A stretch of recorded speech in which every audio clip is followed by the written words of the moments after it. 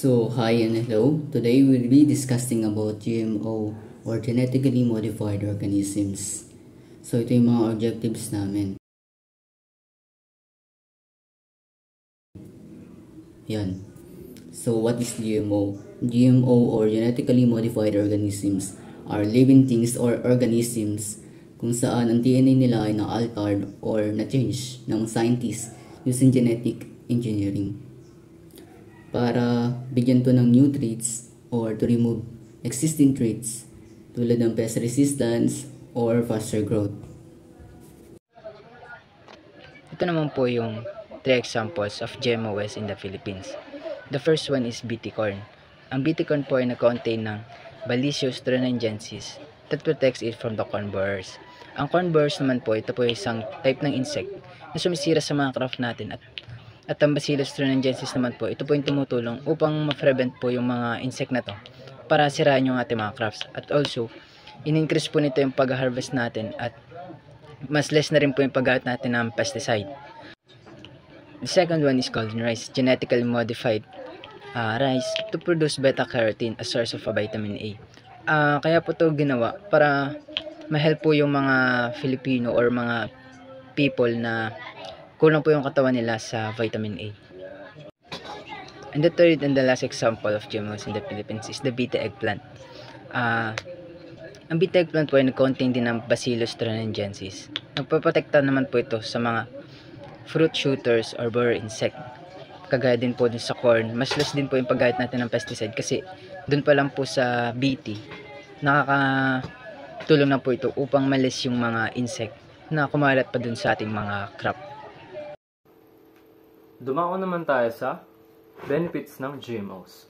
Maraming benefits ang GMO para sa mga tao, especially sa mga magsasaka. Dahil para sa mga magsasaka, mas madali at mas mataas ang kanilang ani dahil hindi na gaanong tinatamaan ng mga peste ang kanilang mga pananim.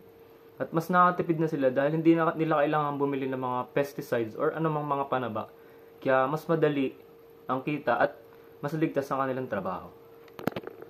Para naman sa kalusugan, may mga GMO crops na tulad ng golden rice na nag-contain ng vitamin A at nakatulong ito para maiwasan ang kakulangan sa sustansya ng mga tao.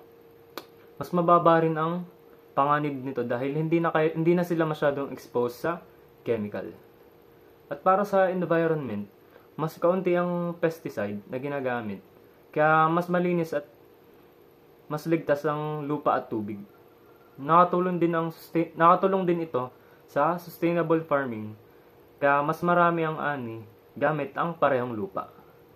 So, kabuuan, nakatulong ang GMOs sa mas sapat na pagkain at mas malusog na mga tao.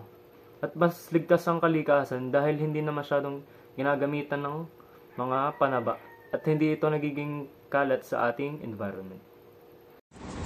Pag-usapan po naman natin ngayon ang impact ng GMO sa Philippines. Unahin natin ang positive impact.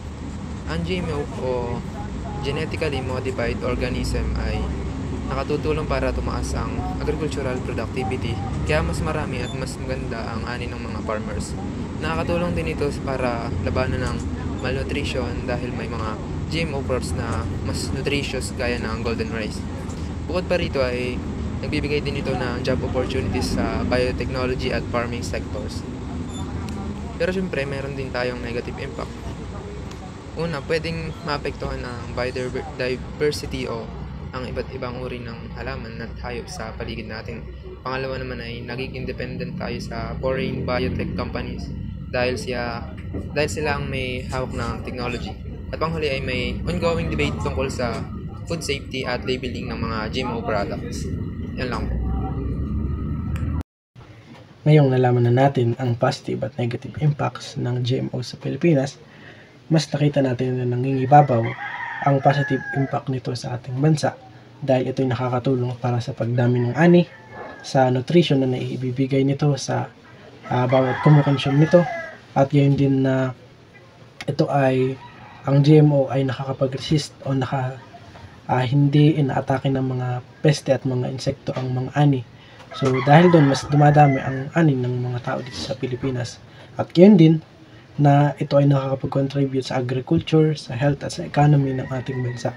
At lastly, sabi dyan ay ito ay nakakatulong para sa sustainable development ng ating mga products, ng ating bansa, ng economy, at ganyan din na lalo na kung ito ay magpapatuloy pa at mag-i-improve na.